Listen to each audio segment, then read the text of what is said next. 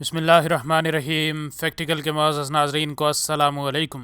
ناظرین گرامی، جب یہ شخص افریقہ کے ایک جنگل میں موجود سڑک پر سے جا رہا تھا تو اس نے سڑک کے درمیان ایک ہاتھی کو کھڑا دیکھا، اور یہ ہاتھی سڑک کو بند کر کے کھڑا تھا۔ اس شخص کو سمجھ نہ آئی کہ آخر اس ہاتھی نے سڑک کیوں بلاک کر رکھی ہے۔ اس نے اپنی دوربین نکالی اور یہ اس ہاتھی کو غور سے دیکھنے لگا۔ غور کرنے پر اسے جو نظر آیا وہ دیکھ کر اس کا دل ٹوٹ گیا۔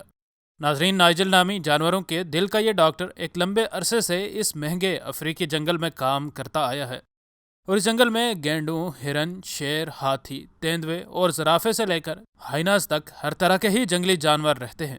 نائجل اور اس جیسے دیگر لوگوں کی جاب یہ تھی کہ یہ لوگ اس علاقے میں موجود جنگلی جانوروں کا خیال رکھتے تھے۔ نائجل کو بالکل سمجھ نہیں آ رہی تھی کہ یہ ہاتھی کیوں اس کے راستے سے نہیں ہٹ رہا۔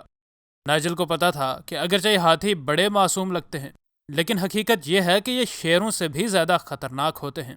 اس وجہ سے نائجل نے اپنی گاڑی اس ہاتھی سے کافی دور ہی کھڑی کر دی، اور اس کے علاوہ اس کے پاس کوئی چارہ تھا بھی نہیں۔ تقریباً 1 گھنٹہ نائجل اس جگہ کھڑا اس ہاتھی کے ہٹنے کا انتظار کرتا رہا، لیکن یہ ہاتھی ساکت اس جگہ کھڑا رہا۔ بعض اوقات وہ نائجل کی طرف مڑتا اور اپنے کان ہلاتا، لیکن نائجل کو کچھ سمجھ نہیں آ رہی تھی کہ آخر اس ہاتھی کو مسئلہ ہے کیا۔ اس کے پاس ایک دوربین موجود تھی، اور اب یہی دوربین ہی ہاتھی کے اس برتاؤ کی پہیلی کو سلجھا سکتی تھی۔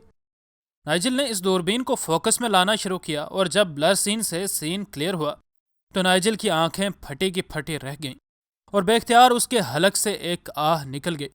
اس بیچارے ہاتھی کی پچھلی ٹانگ پر ایک بہت ہی بڑا پھوڑا بنا تھا، جو کہ بظاہر تو ایک پھوڑا ہی لگتا تھا، لیکن اصل حقیقت تو تب پتہ چلنی تھی جب اس ہاتھی کو قریب سے دیکھا جاتا، اور اس لیے نائجل نے فوراً سے اپنی بیس میں مدد کے لیے کال کر دی۔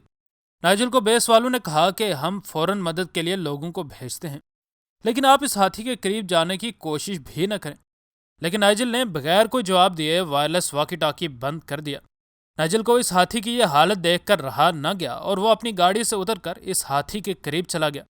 یہ ہاتھی نائجل کو دیکھ کر اپنی اگلی ٹانگوں پر بیٹھ گیا، اور تھوڑی ہی دیر میں یہ دیو قامت جانور زمین پر مکمل طور پر بیٹھ چکا تھا۔ اس کے بعد اس ہاتھی نے جو کیا وہ دیکھ کر نائجل کو بھی اپنی آنکھوں پر یقین نہ آیا۔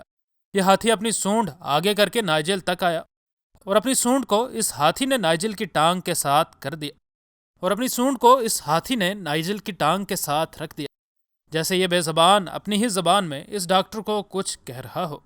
نائجل کو کچھ سمجھ تو نہ آئی، لیکن ایک انسان ہونے کے ناطے اس کی آنکھوں میں آنسو بھر آئے۔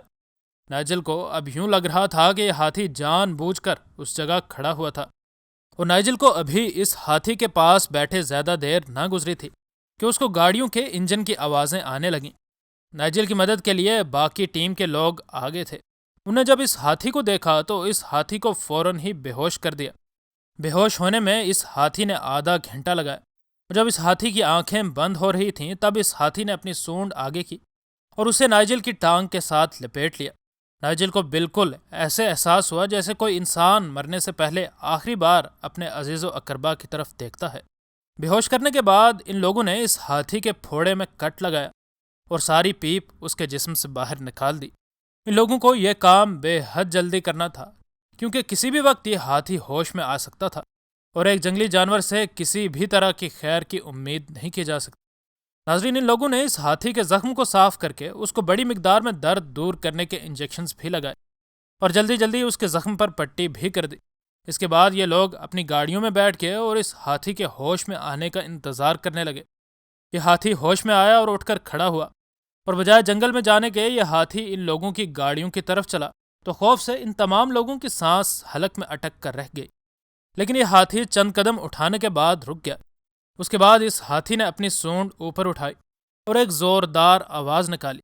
اس کے بعد یہ ہاتھی واپس مڑا اور جنگل کی طرف چلا گیا، اور یہ لوگ آج بھی سوچتے ہیں کہ شاید اس ہاتھی کا شکریہ ادا کرنے کا یہ اپنا ہی انداز تھا۔